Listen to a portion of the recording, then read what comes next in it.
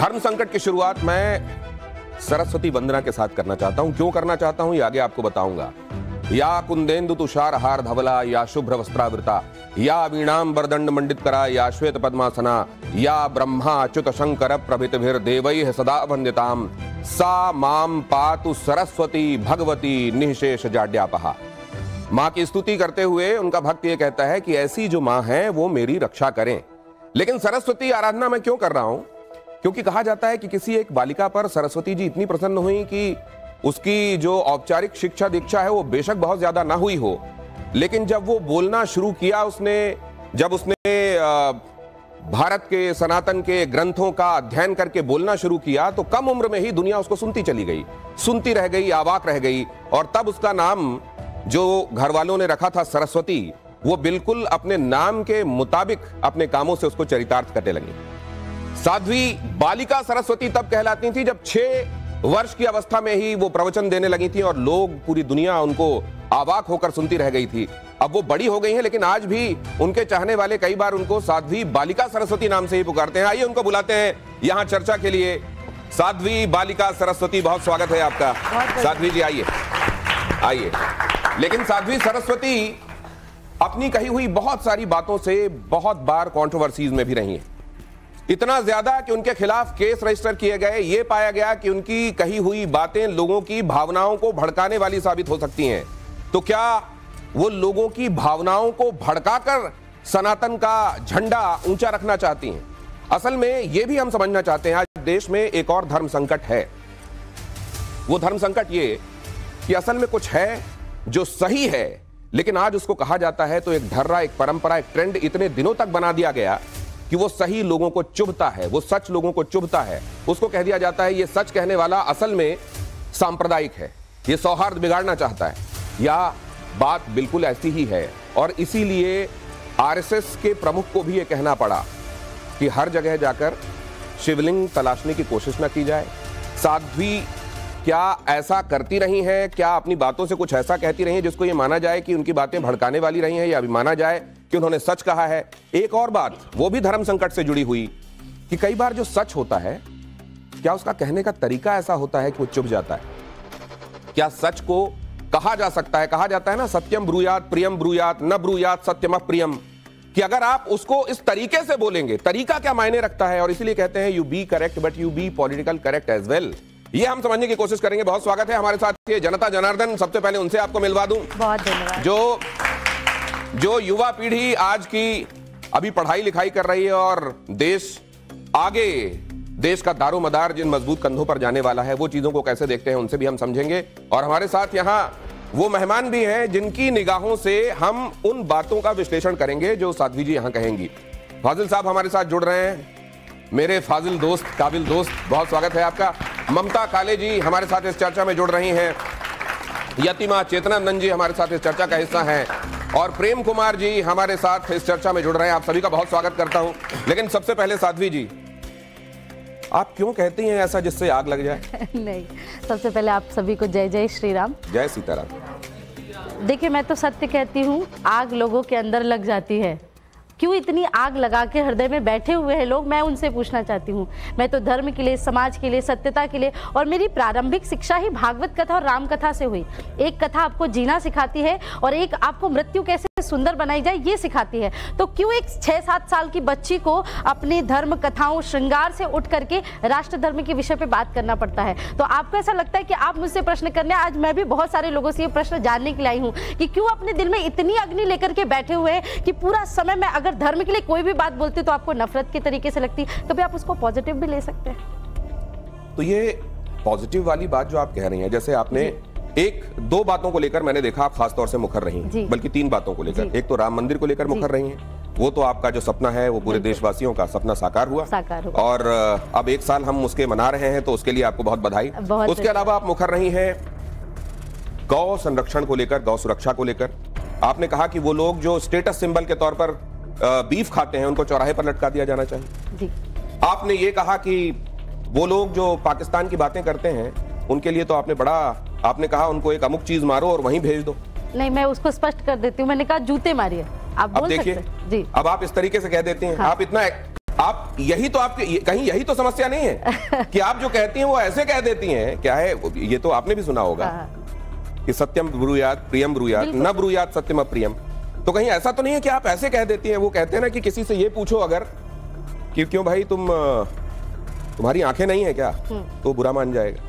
अगर उससे ये पूछो कि भाई ये आंखों को आपको क्या हो गया तो शायद वो बुरा। क्या आप इसका ख्याल नहीं रखती?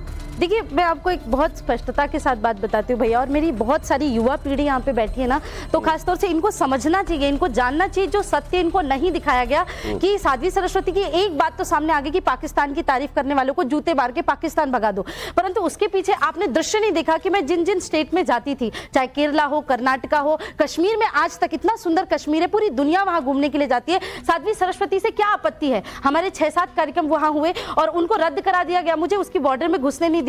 तो जब लोग तिरंगे का अपमान करते हैं, हमारे कार्यक्रमों में आके पाकिस्तान के ध्वज दिखाते हैं, हमारे कार्यक्रमों में आके पाकिस्तान जिंदाबाद के नारे लगाते हैं, तो मैं उस समय यहाँ पे कहती हूँ कि अगर भारत देश में रह करके जो विरोधी देश है, जो पूरा दिन हमारे सैनिकों के प्रति गलत भाव रखता है, हमारे देश के प्रति गलत भाव रखता है, तो अगर ऐसे व्यक्ति को पाकिस्तान की प्रशंसा अच्छी लगती है तो उसको वहां भगा। आप बिल्कुल ठीक कह रही हैं कि जो लोग अभी देखती हैं आप, जो लोग इस तरह झंडे लहराते हैं, जो लोग नारे लगाते हैं, उनके खिलाफ कार्रवाई भी होती है, केस रजिस्टर होते हैं। तो क्या ये तरीका सही नहीं होगा? मतलब जिस तरीके की व्यवस्था में हम रहते हैं, संविधान के तहत जो प्रक्रिया हमने अडॉप्ट की है अपने लिए, कि अगर ऐसा कुछ गलत होता है हम जाएं उसकी रिपोर्ट कराएं और सिस्टम के माध्यम से जो तय तरीके हैं वहां वो अपने अंजाम तक पहुंचे। क्या ये सही नहीं? जब हम ये आह्वान करने लगेंगे कि हर एक घर में जो बेटी है वो अपनी रक्षा के लिए, लव जिहादियों से बचाने के लिए खुद को, आप 20-20 हजार के, 25-25, 40, 50-60 हजार के मोबाइल रखते हैं, 1 हजार की तलवार आप नहीं रख सकते, बच्चियों को रखनी चाहिए। जब आप इस तरह की बातें कहेंगी तो क्या इसको ठीक माना जाएगा? मैं तो पूरी तरह से ठीक मानती हूँ।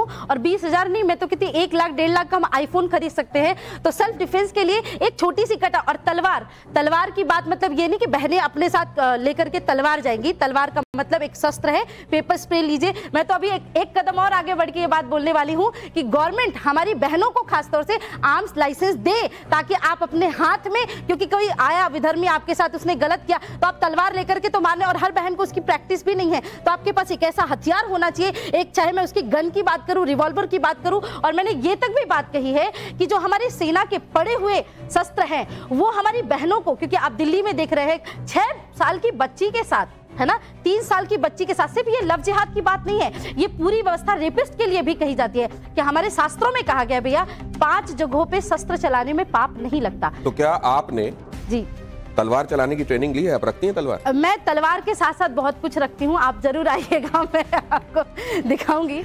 नहीं वहीं खड़ा होकर बात करूं? नहीं, अभी तो मेरे पास आपकी सुरक्षा में हूँ, आपके घेरे में हूँ। हाँ। तो मेरे पास एक माइक है और मेरे पास एक सशक्त प्रवक्ता मेरे सामने खड़े हैं। तो मैं एक बात बताइए, क्या आप जब आप कह रही हैं कि अपने पास हथियार रखो, जी, ये जो देश का सिस्टम है, हाँ, हमारी सुरक्षा के लिए लगे हुए जो लोग हैं, क्या हमारा उनके ऊपर भरोसा कम हो गया इसलिए हम ये सब बातें कर रहे हैं? आप मेरी परिस्थिति को समझिए ना। मैं जब घर से निकली थी ना, उस समय पूरे देश में इस प्रकार का शासन चल रहा था कि कहीं भी हम बात कर रहे थे, बोल रहे थे, वहां पर केस रजिस्टर्ड हो जाते थे।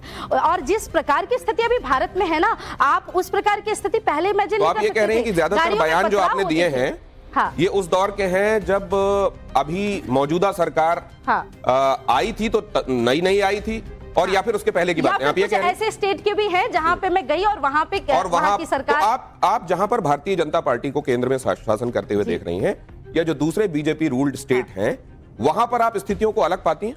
हाँ, काफी अलग पाती हूँ, और सुरक्षा भी अलग पाती हूँ, संतों के प्रति सम्मान भी अलग पाती हूँ, और ये भी पाती हूँ कि अगर मैं कहीं फंस गई तो मुझे पता है केंद्र में एक सरकार है जो कम से कम इतनी हिम्मत रखती है कि डंके की चोट पे एक संत को, एक साध्वी को, एक कथावाचक को सुरक्षित उसके स्थान पे पहुंचा सकती है। इस बात के लिए भारतीय जनता पार्टी का हृदय से मेरा सम्मान। तो जब वो लोग, जब आप गौ हत्या को लेकर बातें करती हैं और कुछ लोग आकर आपसे ये सवाल पूछते हैं कि फिर जाइए और पूछिए कि केंद्र में मंत्री किरेन रिजिजू, उन्होंने बीफ को लेकर क्या बयान दिया था, या बीफ को लेकर वो ब्लैंकेट स्टेटमेंट क्यों देती हैं साध्वी जी, तो आपका क्या जवाब होता है? देखा, मेरा एक प्रत्युत्तर सीधा सा है कि हर एक व्यक्ति एक नदी में व्यवस्थित नहीं हो सकता, सुरक्षित नहीं हो सकता। किसी की भावना, विचारधारा अलग हो सकती है, परंतु पूरी भारतीय जनता पार्टी की अगर विचारधारा देखें, आपने जैसा प्रारंभ में कहा कि मेरे जीवन के सबसे बड़े 2 स्वप्न रहे, एक प्रभु श्री राम का भव्य मंदिर बन जाए और दूसरा गौवंश हत्या पूरी तरह से बंद हो जाए। एक स्वप्न मेरा पूर्ण हुआ और हम अब हर सभा में ये चिल्ला के कहते हैं कि बाबर तेरी छाती पे भगवा ध्वज लहराया है, सौगंध राम की खाई थी, मंदिर वहीं बनाया है। तो आज प्रभु श्री राम का भव्य भव्य मंदिर बनकर के तैयार हुआ,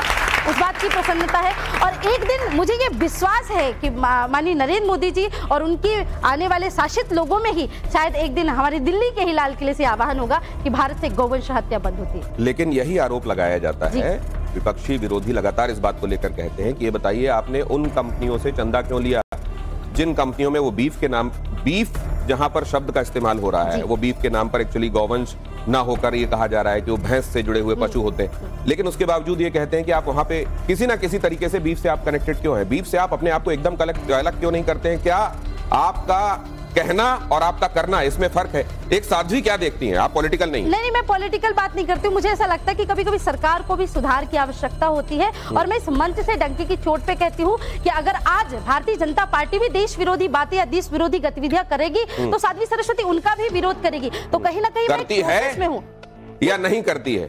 करेगी या नहीं करेगी? करती नहीं, मैं कह रहा हूं कि केंद्र सरकार से आप पूरी तरह से संतुष्ट हैं? भाजपा की सरकार है जहां गौ माता के विषय में तो देखिए साधु संत कोई भी संतुष्ट नहीं है। हर रोज वो ये एक प्रयत्न करते हैं कि किसी भी प्रकार से केंद्र सरकार को ये मैसेज दिया जाए। और कुछ प्रांतों में जैसे महाराष्ट्र में आपने देखा एकनाथ शिंदे जी ने गौ माता को राज्य माता का दर्जा दिया, तो उसी प्रकार से मुझे लगता है कि प्रांत भी अगर होता रहा तो धीरे धीरे भारतवर्ष में गौवंश हत्या अपने आप बंद हो जाएगी। नीति निर्देशक तत्वों में संविधान के जिनका उल्लेख हुआ जी, गौ हत्या को रोकना चाहिए, इस संदर्भ में भी स्पेशल इंडिकेशन है जी।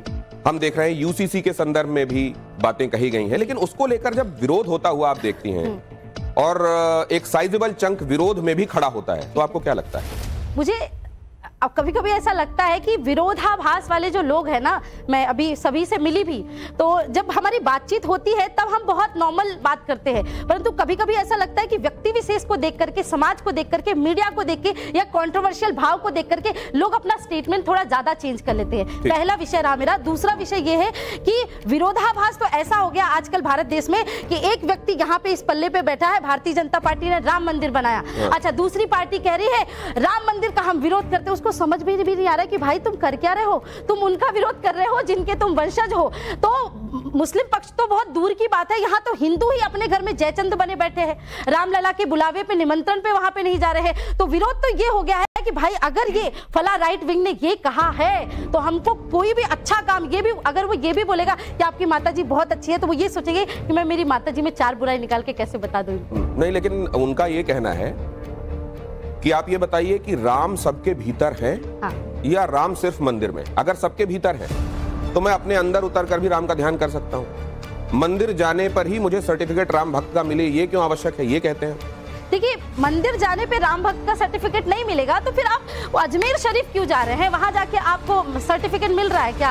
आप इतने सारे जो टोपी पहन के जालीदार घूम रहे हैं, जगह जगह पे चादरें चढ़ा रहे हैं और फिर अपनी मूवीज और फिल्मों में ये बात बयानबाजी करते जा रहे हैं कि शिव जी के ऊपर दूध मत चढ़ाइए, और फिर आप जब जैसे ही ठंडी आती है और फिर कंबल बांटना शुरू कर देते मजार पे चढ़, तो मैं भी बोल सकती हूँ ना यहाँ पे कि शिव जी पे दूध मत चढ़ाइए। आपने बोल दिया चलो हमने मान लिया नहीं चढ़ाते तो मत चढ़ाइए मजारों पे चद्दर।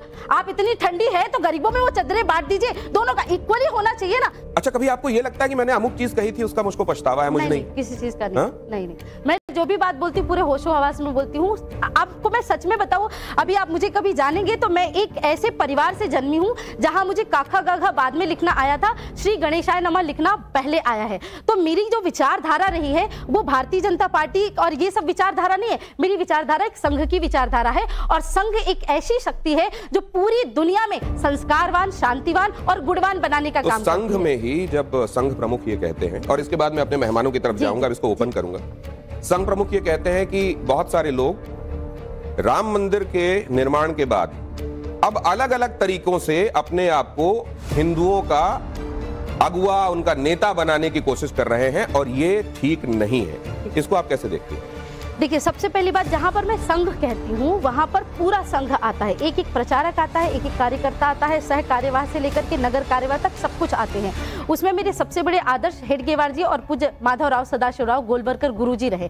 मैंने पहला ही जो एक वाक्य पढ़ा था उनका 8 या 9 वर्ष की उम्र में सुना था कि हिंदवा सहोदरा सर्वे न हिंदू पतितो भवेत, मम दीक्षा हिंदू रक्षा मम मंत्र समानता। ये संघ की विचारधारा है और उस विचारधारा से हम प्रेरित है। रही बात मोहन भागवत जी की, वो परम पूजनीय है, हम उनकी विचारधारा से भी चलते हैं, उनकी भावना और बातों को भी मानते हैं, परंतु कभी कभी समय, देश काल, परिस्थिति के अनुसार हम जरूरी नहीं कि उनकी हर बात से सहमत हो सके। तो कुल मिलाकर ये न सिर्फ ओपनिंग रिमार्क बल्कि शुरुआत में ही मैंने वो तमाम सवाल जो नटशेल में साध्वी सरस्वती और उनके इर्द गिर्द चलने वाली तमाम बातों को संजोते हैं, उसको मैंने आपके सामने रखा। अब इसको ओपन करता हूं और सबसे पहले फाजिल भाई, आप किन बातों को आप नोटिस कर रहे हैं और किस में आप समझते हैं? और मैं एक चीज और देख रहा हूं कि आज फाजिल साहब के पास वाल्मीकि कृत रामायण के कुछ अंश जो हैं फोटोकॉपी में जरूरत भर को, और अभी कुछ देर पहले उनसे बात हो रही थी तो वो कह रहे हैं कि आजकल मैं इतना अध्ययन कर रहा हूं हिंदू धर्म ग्रंथों का कि मेरे घर में ये कहने वाले हैं कि कह रहे हैं लोग कि कन्वर्ट हो रहे हो क्या? हम तो स्वागत करते हैं घर वापस। सबसे पहले मैं एक सवाल पूछना था साध्वी जी से, आप ब्राह्मण हैं? जी। ब्राह्मण कुल में पैदा हुए? जी जी जी। आपने एक सरस्वती वंदना सुनाई। मुझे लगता है कि सनातन धर्म के शुरुआती दौर में सरस्वती जी थी, लेकिन उन्होंने सरस्वती का देश होने के बाद भी यहाँ के मूल निवासी दलित, ओबीसी, एससी, एसटी को शिक्षा का अधिकार नहीं दिया। हमें शिक्षा कब मिली? जब सावित्रीबाई फुले हमारी सरस्वती आई।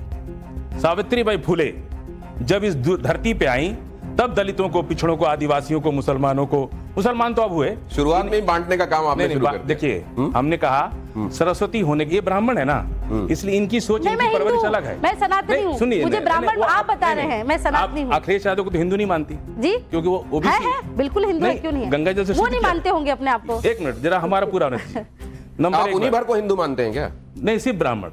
नहीं, आपने एक नाम लिया, आप उन्हीं भर को हिंदू मानते हैं? सिर्फ ब्राह्मण के अलावा परशुराम जी ने। अरे आप मुझसे अगर आप पूछेंगे कि तुम्हारा गोत्र क्या है तो मैं बताऊंगा। आप पूछेंगे कि तुम्हारी जाति क्या है, आप उसमें चले जाएंगे। सुन लीजिए, परशुराम जी ने ये बताइए, इनके पैदा होने में इनका कोई जोर था? नहीं, मेरी बात बताइए। देखिए, दर्शकों को समझ में आ गया, मैं उस पर नहीं जाऊंगा, उस पर मेरा कोई डिबेट नहीं। सबका अधिकार है जिस जिस धर्म में पैदा हो, हमारी कोई गलती नहीं है कि हम दलित में पैदा हुए। तो आपने बांटने वाला वो बीज डाल दिया, दर्शकों ने देख लिया, अब जहां वो प्रस्फुटित पल्लवित हो नहीं हो नहीं हो। सुनिए, भगवान परशुराम ने सारे क्षत्रियों का वध कर दिया। आज संविधान का देश है। आज अगर भगवान परशुराम होते तो उन्हें फांसी की सजा होती कि नहीं होती?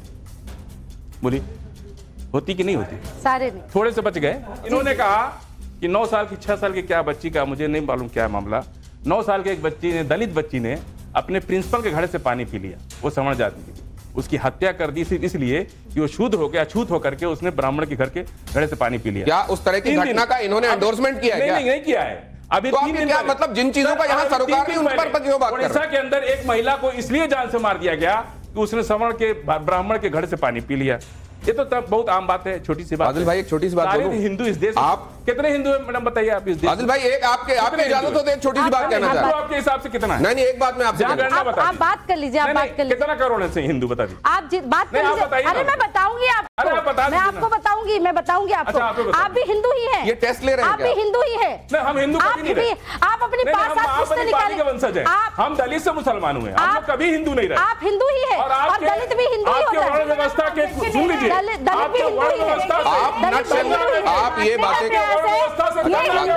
फाजिल साहब, एक सेकंड, मैं आप यतीमा, अब ऐसा ही होगा, अगर ये नहीं रुकेंगे तो आप भी बोलने लगेंगे। फिर अभी ममता जी इंतजार कर रही है, अगर आप इसी तरीके से नॉन स्टॉप रहेंगे फिर उनको रोक नहीं पाऊंगा। मैं तो महाराज एक बात आपसे पूछ रहा हूँ, एक बात आप बताइए।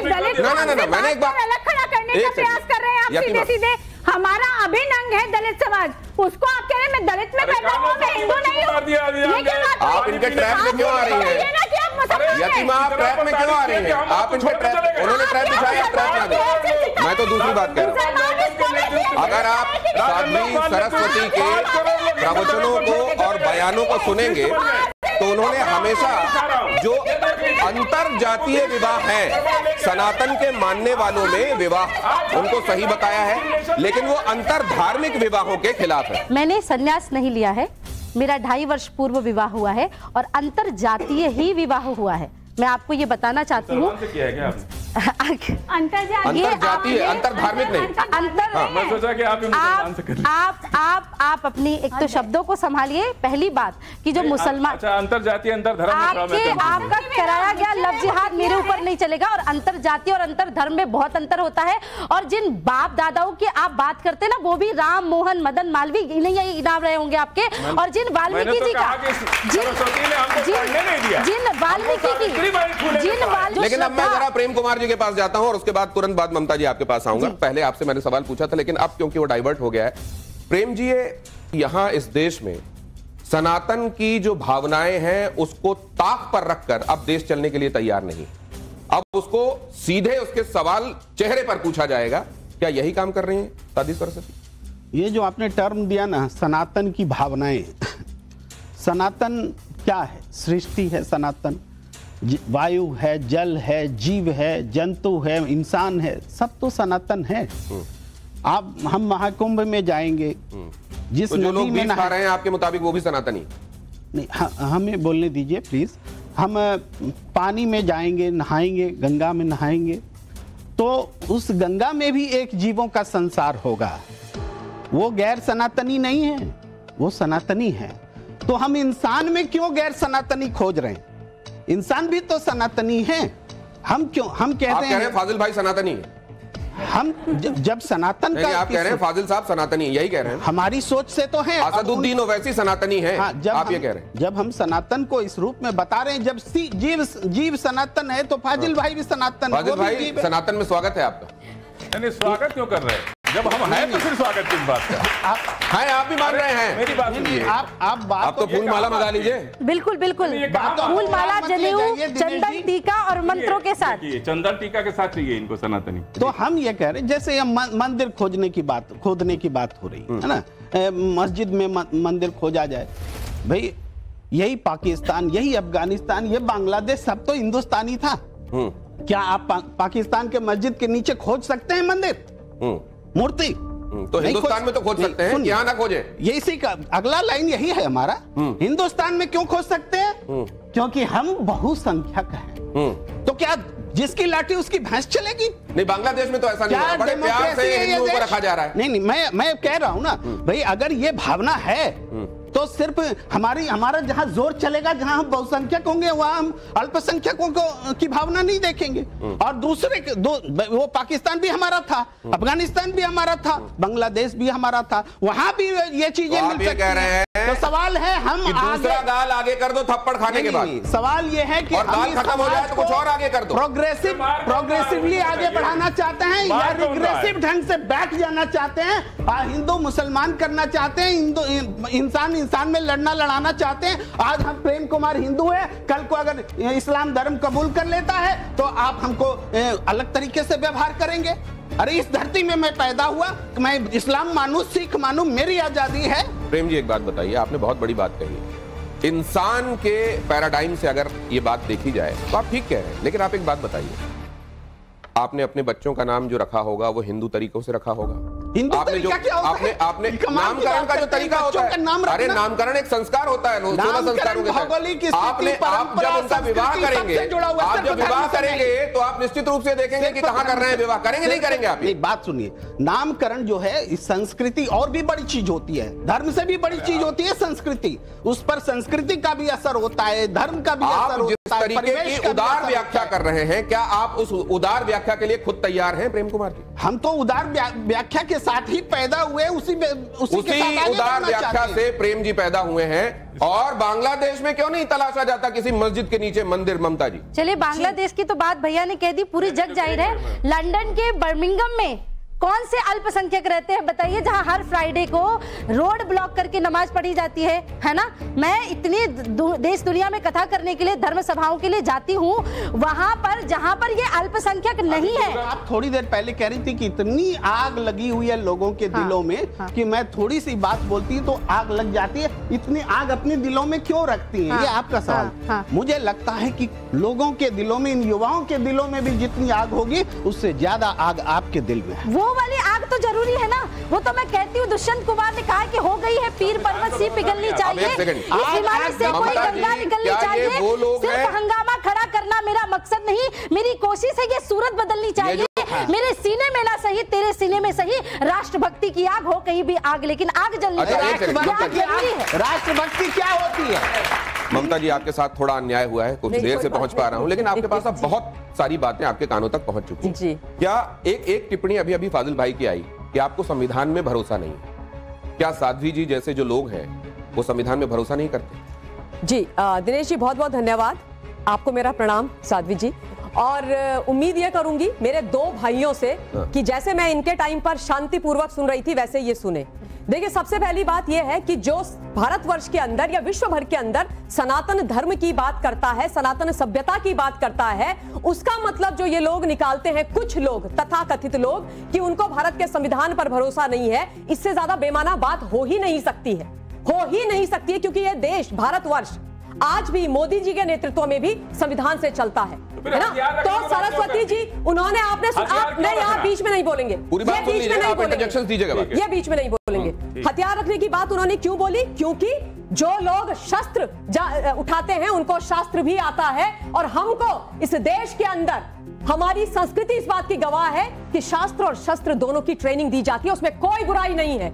ये शस्त्र वाली बात पे इतनी सफाई जब देनी पड़ रही है तो मैं ये भी जानना चाहता हूं कि घरों के ऊपर पत्थर रखना ठीक है क्या? एब्सोल्युटली, मैं उस पे आने वाली थी और मैं यहाँ पर यही उस पर मैं आऊंगी। आपने बहुत बढ़िया प्रश्न उठाया है कि जब भी सनातन धर्म का कोई दुर्गा पूजा का कोई जुलूस निकलता है, रामनवमी पर कोई हमारा जुलूस निकलता है, तब क्या होता है? उन पर पथराव होता है ना। घरों के ऊपर से पेट्रोल बम फेंके जाते हैं, बड़ी बड़ी गुलेल बना दी जाती है भाई 10-10 फीट की, और उनसे सनातनियों पर मारा जाता है। आप खुद सोचिए, क्या ये ओवरनाइट हो जाता है? ये विद इन नो टाइम हो जाता है? प्रेम भाई ने बोला कि सारे सनातनी सारे के सारे एक हैं, तो उन्होंने जवाब एक्चुअली फाजिल भाई को दे दिया, जो ये बोल रहे हैं ना कि नहीं मैं सनातनी नहीं जी, हम तो दलित थे, दलित से मुसलमान हो गए। अरे मेरे बड़े भाई, आप ही के साथी ने बोल दिया कि सनातन के अंदर दलित, ब्राह्मण, राजपूत सारे एक हैं। लेकिन अगर ये साध्वी जी के संदर्भ अभी साध्वी जी और उनके बयान है, तो उन्होंने बार बार ये बात कही है कि मैं ये मानती हूं कि जन्म से सभी शूद्र होते हैं, कर्मों के आधार पर वो अलग अलग स्तरों को। लेकिन अब मैं यतीमा से एक बात नहीं, लेकिन एक चीज, हमारे ही पुरखों ने, हमारे ही ग्रंथों ने ये कहा कि ऐसी वाणी बोलिए मन का आपा खोए, औरन को शीतल करे आपहु शीतल होए। तो साध्वी जी जो बोलती हैं वो शीतल करने वाला होता है, या डिपेंड करता है कि किसके लिए शीतल करने वाला होगा, किसके लिए तेजाबी होगा? नहीं, ये तो हमारे धर्म ग्रंथों में कहा है कि अहिंसो परमो धर्म, धर्म हिंसा तथैव च। अगर आप धर्म के लिए बात कर रहे हैं तो आप शीतल हैं, आप अपने अनुयायियों के लिए, अपने मानने वालों के लिए बात कर रहे हैं, तो आपको आपकी वाणी शीतल है। हम संत हैं, हमारी परंपरा है कि हम शीतलता दे लोगों को, हमारे सानिध्य में लोग शीतल हों। लेकिन अगर आप अधर्म की बात करते हैं, जब इस देश में सत्तन से जुदा के नारे बुलंद करके सत्तन से जुदा कर दिए जाते हैं, कन्हैया लाल और उमेश कोले इसके ताजे उदाहरण है। जब हमारे देश में किसी बेटी को फ्रिज में पैक कर दिया जाता है, जब हमारे ही देश में श्रद्धा बाल करके 35 टुकड़े हो जाते हैं, तो इस शीतल वाणी का क्या अचार डालेंगे हम? तो क्या अचार डालेंगे हम? और जब साध्वी जी ये कहती है, सुनिए फाजिल साहब, सुनिए, जब साध्वी जी ये कहती है कि हमारी बेटियों को सशस्त्र होना चाहिए, सबल होना चाहिए, समर्थ होना चाहिए, तो उनका अरे कौन सी 9 साल की बच्ची? फाजिल भाई, वो रिपोर्ट देख लिया आपने जिसमें चंदन वाले मामले में दूसरी तरफ से वकीलों को पैसा देने के लिए बाहर से फंडिंग हो रही है? 1000, सुनिए, देखिए आप देखिए, नहीं, आप एक तरफ देखेंगे, एक तरफ आंखें बंद करेंगे, फाजिल भाई ये ठीक होगा? सुनिए, अदालत की चीजों पर आप टिप्पणी नहीं कर सकते। अदालत की चीजों पर टिप्पणी नहीं, बाहर से फंडिंग पर, उन एनजीओ पर टिप्पणी है, वो क्या सही है? उस एनजीओ को उस केस में शामिल क्यों नहीं किया गया? मेरी बात साध्वी जी, आपसे एक निवेदन है, आप जरा यहाँ आएंगी।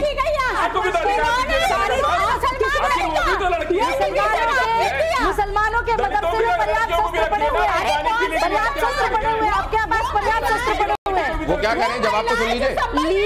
वो कह रही हैं कि मदरसों में पर्याप्त शस्त्र पड़े हुए हैं। मैं तो कहती हूँ, मैं चैलेंज के साथ कहती हूँ, मैं चैलेंज के साथ कहती हूँ, चैनल में कह रही हूँ, भारत के हर मदरसे की जांच होनी चाहिए। मैं तो कहती हूँ, भारत के हर मदरसे की जांच होनी चाहिए, भारत के हर मदरसे की जांच होनी चाहिए। हमेशा की तरह धर्म संकट में कुछ एक ऐसी चीजें जिनमें दो टूक नजरिया सामने आता है, वो सामने रखना चाहता हूं और साध्वी जी का नजरिया उस पर लेना चाहता हूं, उनकी टिप्पणी लेना चाहता हूं। धर्म संकट, क्या धार्मिक स्थलों को लेकर विवाद सांप्रदायिक ध्रुवीकरण का माध्यम बनते हैं? इससे आप सहमत हैं, असहमत हैं, या आपको कुछ नहीं कहना चाहिए? भारत सदैव से ही धर्म प्रधान, सनातन प्रधान देश रहा है। नालंदा तक्षशिला ने पूरी दुनिया को शिक्षा दी है, और सारे मंदिर जहां खुदाई हो रही है उनके वर्णन हमारे शास्त्रों में, धर्म ग्रंथों में लिखे हुए हैं। जी, कई लोग तो उसको धर्म से मत जोड़िए, उसको हमारी धरोहरों से जोड़िए कि अगर वो हमारी धरोहर, आप उसको राम मंदिर को केवल राम मंदिर मत मानिए ना। जिस वाल्मीकि रामायण का वो उदाहरण दे रहे हैं, मर्यादा पुरुषोत्तम प्रभु श्री राम को स्थापित करने वाले एक दलित अगर आप उनको मानते हैं तो वाल्मीकि ऋषि हुए, मैं तो उनको संत मानती हूँ, प्रणाम करती हूँ। तो मुझे ऐसा लगता है कि ये धर्म का विषय नहीं हो सकता, ये राष्ट्र की धरोहर नहीं, वो जो कहा जाता है कि पोथी पढ़ पढ़ जगमुबा पंडित भयानक होए, ढाई आखर प्रेम का पढ़े सो पंडित होए। क्या हमारा देश वो ढाई आखर भूल रहा है या अब असल में हम ढाई आखर की तरफ ढाई आखर की तरफ बढ़ रहे हैं? और जो मुसलमान कहते हैं भाईचारा भाईचारा, भाई मैं आज बता रही हूं कि जहां पर मुस्लिम अल्पसंख्यक है वहां भाईचारे का नारा होता है, जहां मुस्लिम बहुसंख्यक होता है वहां पे हम 5 हमारे 25। अगला सवाल संभल में मिल रहे मंदिरों को लेकर यह सवाल है, इस विवाद का सच क्या है? धार्मिक स्वतंत्रता पर हमला है ये, समुदायों के बीच टकराव का ये प्रयास है, या इसमें आपको कुछ नहीं कहना? ये फिर से वही बात होगी ना कि ये सिर्फ एक मंदिर का विषय नहीं, सरकार की और समाज की धरोहरें हैं। अब ये सामुदायिक विशेष आपस में लड़ रहे हैं, यही लोग बाद में, वहां के बहुत सारे लोगों के ऐसे बयान आए कि हम तो पहले हिंदू थे, हमको खुद सामने से पता था, आप भैया सामने बोल रहे हैं कि मैं तो दलित था, तो इसमें ये जो नजरिया है, तो यहाँ पे कोई टकराव भी नहीं है और धार्मिक स्वतंत्रता पे मैं एक बात ये जानना चाहता हूँ कि ये कहा जाता है कि आप कितना खोदोगे, उससे नीचे और खोदोगे हो सकता है कुछ और मिल जाए, उससे नीचे और खोदोगे हो सकता है कुछ और मिल जाए।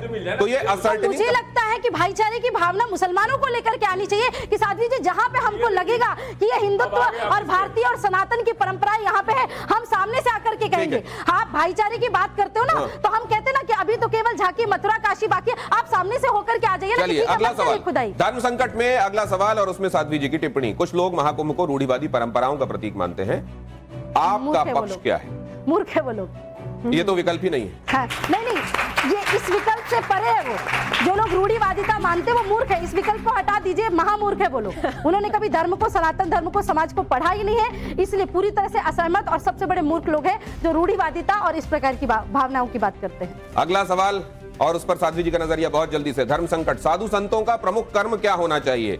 समाज की रक्षा करना होना चाहिए, धर्म की रक्षा करना होना चाहिए? दोनों बहुत जरूरी है। समाज जब तक धर्म सुरक्षित, मैं हमेशा एक बात कहती हूँ, फिर से सुनिए, आप गलत लगेगा तो गलत सही, अगर देश के साधु संत नहीं होते, समाज नहीं होते, तो जिस प्रकार से लोग अलगाव और बिखराव की बात करते हैं, हमारी भारत की माताओं का पल्लू नहीं रह गया होता, आज सबको काले कपड़े में लपेट करके रख दिया होगा, 35 टुकड़ों में लपेट के रख दिया होता, तो धर्म और समाज दोनों इक्वली ही उतना इंपॉर्टेंट है। मैं भागवत कथा 7 दिन की करती ही इसलिए हूँ कि मुझे 7 दिन मिल जाए राष्ट्र धर्म समाज के लिए बात करने के। वो जो भड़काऊ बातें कहने के लिए आपके ऊपर केसेस रजिस्टर हुए थे केरल में और बेंगलुरु में, वो समाप्त हो गए या चल रहे हैं? सब चलते रहते, कोई दिक्कत नहीं, कुछ समाप्त हो जाते, कुछ चलते रहते, नए केस रजिस्टर होते रहते, उससे कोई। अच्छा एक सेकंड, कुछ तस्वीरें बस दिखा दो फाजिल भाई, तुरंत आ रहा हूं। बस ये तस्वीरें आप भी देखिए, ये तस्वीरें देखिए जरा और उस पर टिप्पणी लेते हैं, बहुत जल्दी से फायर कीजिए क्योंकि बाकी मेहमान भी कुछ कहने के लिए उद्यत हैं, दर्शकों के, अपने ऑडियंस के सवाल भी लेना है। धर्म संकट में सरस्वती जी के मन में क्या आता है जब ये तस्वीरें वो देखती?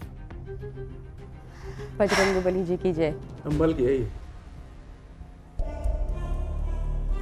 देखिए निशब्द हो जाती हैं। हाँ बिल्कुल, निश्चित रूप से। मतलब मुझे कभी कभी ऐसा लगता है, आप लोग इतने सारे, मतलब आप लोग इस बात को ये भूल जाइए कि यहाँ पे कौन हिंदू है, कौन मुस्लिम है, कौन वो है। आप ये विचार करिए कि किस देश ने आपको जल, वायु, अग्नि दी है।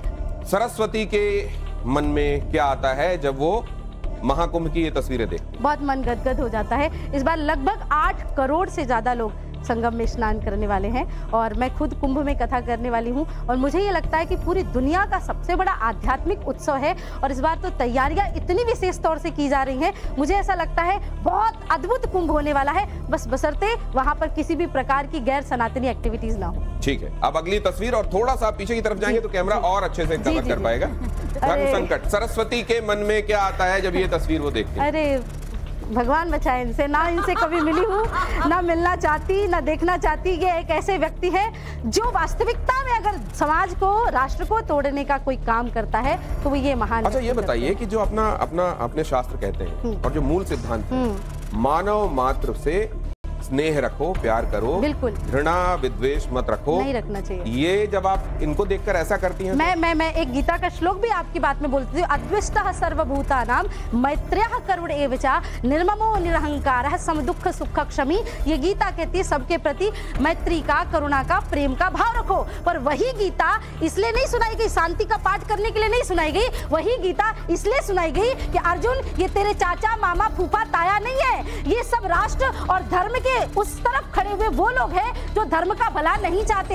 ये अभी बहुत सारी बातें फिर वहीं ले जा रहे हैं आप, फिर बांटो।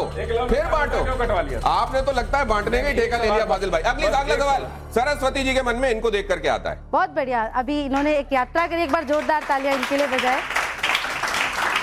जो मुझे लगता है कि इसका उत्तर तो इनको भी मिल गया हो गया। अभी हमारे बागेश्वर सरकार धीरेन्द्र कृष्ण शास्त्री जी ने एक यात्रा प्रारंभ की कि जाति पाति की करो विदाई, हम हिंदू सब भाई भाई। तो मुझे देखकर बहुत प्रसन्नता होती है कि देश का एक ऐसा युवा जो समाज धर्म राष्ट्र के लिए जाति पाति की सारी भावनाओं से परे होकर के पूरे कथावाचकों और संत समाज की तरफ से ये भी बता रहा है लोगों को कि हमारे यहाँ शबरी के जूते खबर आई थी साध्वी जी कि वहाँ कुछ मुस्लिमों ने अपने नाम के आगे जो पुराना उनका सरनेम था लगाना शुरू कर दिया। बिल्कुल, दुबे, शास्त्री, तिवारी। बहुत लोगों ने शराब पीना छोड़ दिया, बहुत लोगों ने मांस मदिरा करना छोड़ दिया, बहुत लोगों ने घर में कलह करना छोड़ दिया और बहुत सारे लोगों ने जो भगवान को मानते भी नहीं थे वो अब 2 टाइम की 5 टाइम की माला करने लगे, प्रारंभ कर दिया उसके लिए। और सबसे बड़ी बात ये उन लोगों के मुंह पे तमाचा है जो लोग कहते हैं कि हमारे देश के सनातन धर्म के लोग जाति पात में बांटते, हम जात पात। अगला सवाल अगली तस्वीर के साथ। तस्वीर देखकर मन में आने वाला ख्याल जरूर रखिए सामने।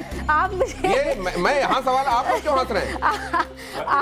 नहीं एक सेकंड, ये मैं आपके देश के एक प्रमुख पॉलिटिकल व्यक्तित्व का आपके सामने चित्र रख रहा हूँ और उस पर टिप्पणी चाह रहा हूँ। भगवान इनको सद्बुद्धि दे। यही हो सकता है। एक सेकंड साध्वी जी, आपकी टिप्पणी। अरे पढ़ाई, अरे पुजारियों के लिए इन्होंने पूरी व्यवस्था कहा कि हम पुजारियों के लिए वेतन की व्यवस्था करेंगे। कितनी वेतन की व्यवस्था की मुझे जरूर बताइएगा, लेकिन मुझे पता है वक्फ बोर्ड के जो मुल्तवी होते हैं उनको इन्होंने 150 करोड़ के आसपास सैलरी दी है। तो मुझे ऐसा लगता है कि थोड़ी सी उदारता समाज के प्रति भी, धर्म के प्रति भी दिखाइए। और राष्ट्र को मुफ्त की आवश्यकता नहीं है, तरक्की की आवश्यकता है। सबका साथ सबका विकास चल ही रहा है, होता रहेगा। इतना फ्री में लोगों को चीजें मत बांटिए कि लोग फ्री के आदी बन जाए और उसके बाद आपस में ही लड़ते रहे। तो वो जैसा दीदी ने कहा कि भगवान उनको थोड़ी सद्बुद्धि दे, बुद्धि दे। और रही बात कि राम मंदिर में भी जाइए, जो टोपी जो हर वक्त आप हर वक्त टोपी लगा के घूमते रहते हैं, वो टोपी लगाने की जगह कभी कभी वाराणसी राम मंदिर और यहाँ भी जाया करिए, आनंद आए। ये अगली तस्वीर जरा रखिए और इस पर टिप्पणी हम ले लें। आप मुझे क्यों फंसा रहे हैं? ये किसी भी राजनीतिक व्यक्ति से मेरा कोई वास्ता नहीं, ना मैं केजरीवाल जी से मिली। लेकिन हमारे समाज के ये कर्ता धर्ताओं में से एक है। औरंगजेब था, औरंगजेब ने क्या किया था, अपने पिता को ही हटा करके गद्दी पर बैठ गए थे। इन्होंने रामकृष्ण दामोदर की परंपरा को आगे नहीं बढ़ाया, इन्होंने बाबर अकबर की परंपराओं को आगे बढ़ाया है। और मुझे ऐसा लगता है कि जिस व्यक्ति ने रामलला की 84 कोसी परिक्रमाओं पर रोक लगाया, उन व्यक्तियों पर टिप्पणी करना तो मुझे आप क्या इनको कुंभ में आने का, डुबकी लगाने का न्योता भिजवाएं? सबको देती हूँ। मुझे लगता है कि आप आइए, डुबकी लगाइए और हर बात का विरोध करना आवश्यक नहीं है। अगली तस्वीर भी बड़ी योगी जी ने कुछ बड़ी महत्वपूर्ण है, देखिए जी अगली तस्वीर और इस पर आपकी टिप्पणी। ये आज इन्होंने ना फुल मिला के मुझे फंसाने का वो किया है। आप राजनीति छोड़ दीजिए महाराज, बस इतना ही। अगर राहुल गांधी जी मेरी बात सुन रहे, आपकी इतना बड़ा कांग्रेस का शासन रहा है, इतना बड़ा नाम रहा है और इतना आपकी दादी ने काम किया देश धर्म के लिए, कुछ आप थोड़ा बहुत बचाना चाहते हैं अपने समाज को, तो अभी संन्यास ले लीजिए राजनीति से। धर्म संकट में ये है अगली तस्वीर। क्या बात है, इनके लिए तो ताली बजानी चाहिए। आइडल, मेरे आइडल है। मैं यही कहूंगी कि जितना इन्होंने एक ऐसा व्यक्ति ना कि राष्ट्र को कैसे व्यक्ति की जरूरत है, तो जो स्वयं धर्म का पालन करता हो और धर्म का पालन करवाना जानता हो, जो स्वयं राष्ट्र से प्रेम करता हो, राष्ट्र प्रेम करना सिखाता हो, जो स्वयं शस्त्र शास्त्र की शिक्षा जिसके पास हो और दूसरों को सिखाता हो। अभिमुक्तेश्वरानंद शंकराचार्य, उनका कहना है कि साधु वेश में आपको सत्ता की कुर्सी में नहीं बैठना चाहिए। मेरे साथ ही बातचीत में उन्होंने ये कहा था। अब इस तस्वीर और उस बयान के संदर्भ में आप क्या कहेंगे? साधु का मतलब ये नहीं होता, साधु और सन्यासी दोनों अलग होते। पहली बात तो मैं बताती हूँ, साधु चरित्र शुभ चरित्र कपासु, जिसका आप कोट पैंट में है, आप यहाँ घर से निकले, आपकी धर्मपत्नी ने आपको टिफिन दिया होगा, बाहर आप निकले, कोई भिखारी बैठा है, उसको भूख लगी, आपने टिफिन खोल के दे दिया ना, आपका मन पिघल गया, आप भी साधु हैं। साधु कोई पैंट शर्ट में भी हो सकता है, दिगंबर भी हो सकता है, लाल पीले कपड़े में भी हो सकता है, पर इतना बढ़िया सामंजस्य। इनके लिए दो फाजिल साहब अगर मेरे को घर पे दावत में बुला ले तो इनको मैं साधु बोलूं? योगी जी के लिए 2 लाइनें हैं कि लोकसभा बसंती चोला पहन के जिस दिन आएगी, गली गली मेरे भारत की वृंदावन बन जाएगी। अगली तस्वीर, धर्म संकट में अगली तस्वीर ये। क्या बात, तालियां, फिर से तालियां, है ना, बढ़िया। मुझे ऐसा लगता है कि मैं हमेशा अपने कार्यक्रमों में भी कहती हूं कि भारत को अभी एक ऐसे नेतृत्व की आवश्यकता है जहां पर मोदी जी भारत को धनवान बनाना चाहते हैं और संघ भारत को संस्कारवान बनाना चाहता है। अगर भारतीय जनता पार्टी के पास ऐसे नेतृत्व और आगे रहे, पहले कोई आता था तो लोग ताजमहल दिखाते थे विदेश के लोगों को, कुतुब मीनार दिखाते थे। धनवान बनाने और संस्कारवान बनाने में विरोधाभास है या ये पारस्परिक रूप से? परस्पर एक साथ है। मुझे तो चाहिए, देश का विकास भी चाहिए और देश संस्कारवान भी चाहिए। मुझे ये बात पता है कि जब पहले कोई आता था तो लोगों को ताजमहल दिखाया जाता था, अब गंगा आरती कराई जा रही है। तो ये धनवान और संस्कार दोनों एक साथ ही चल रहे हैं। तो प्रगति भी और परंपरा भी। बहुत जल्दी से कुछ एक सवाल अपनी ऑडियंस के लूंगा मैं, बहुत जल्दी से पूछिएगा, छोटा रखिएगा अपने सवालों को। कौन पूछ रहा है पहले? मेरा सवाल फाजिल जी से, उनको पहले मेरा राम राम। सर, आप बोले कि आप दलित से आप मुसलमान में कन्वर्ट हुए, तो सर आपको ये जानकारी है कि नहीं दलितों को और जो भी आदिवासी लोग थे इनको क्यों मंदिर जाने से रोक दिया जाता था? वो मांस मदिरा का सेवन करके आप मंदिर में जाइएगा तो आपको अभी भी रोका जाएगा। ये सावित्रीबाई फुले के समय का बात नहीं है, इस समय भी अगर आप मांस मदिरा का सेवन करके जाइएगा आपको रोका जाएगा। जवाब ले लीजिए। तो सर इसका मतलब कि सारे आदिवासी दलित सब मांस मदिरा ही पीते हैं और कोई काम नहीं करते? तो वो क्या खाएंगे? नहीं, देख लीजिए क्यों जंगल में रहे? अरे उनके दिल्ली में क्यों नहीं रहे? अरे उन्होंने आपसे बातचीत की शुरुआत, फाजिल भाई, बातचीत की शुरुआत आपसे राम राम करके कहीं, उनका जवाब तो दे दीजिए। ठीक है, उनका राम राम मुबारक। जय श्री राम तो बोल दो। अरे नहीं, हम तो बाली के वंशज हैं। जय श्री राम बोलो। अच्छा, जय भीम बोलते रहे। नहीं, जय श्री सवाल किससे? जय श्री राम। फाजिल जी से मेरा सवाल है। बोलो सर, मेरा नाम, सर आपके लिए दूसरा सवाल। सर मेरा नाम शिवम यादव है। आपने सावित्रीबाई जी का जिक्र किया, बहुत अच्छी बात है, आपको एजुकेशन मिली। Sir, as per CAG data मुस्लिम बच्चियों में आज भी एजुकेशन स्तर मात्र 2% है, तो सावित्रीबाई फुले का जो सिस्टम है वो सिर्फ मुस्लिम मर्दों को ही शिक्षा क्यों देता है? ठीक है, जवाब। Good question. बिल्कुल आप सही कह रहे हैं। जब से सावित्रीबाई फुले आई, हम तो कह ही रहे ना कि मुसलमान 1400 साल पहले तो हम लोग दलित थे, तो हम लोग भी कहाँ पढ़े? इनका हाथी नहीं बेटा, इनका हाथी का दांत खाने का और दिखाने का है। अगर यहाँ पर समय की पाबंदी नहीं होती तो मुझे लगता है कि पूरे दिन आज धर्म संकट पर वाद विवाद हो सकता था, लेकिन अब समय की पाबंदी, अब आज्ञा दीजिए फाजिल भाई। लेकिन वो बड़ा सवाल पूछ लिया उन्होंने, मुस्लिम महिलाओं की शिक्षा के लिए क्या हुआ। बहुत धन्यवाद करूंगा आप सभी का। साथी सरस्वती जी, आपने वक्त निकाला, समय निकाला, यहाँ तक पहुंची, बहुत धन्यवाद। हमारी इस प्यारी सी ऑडियंस का बहुत धन्यवाद आपका, फाजिल भाई, ममता जी आपका, यतिमा आपका और प्रेम जी आपका बहुत धन्यवाद। बहुत बहुत धन्यवाद। धर्म संकट में आज के लिए इतना ही।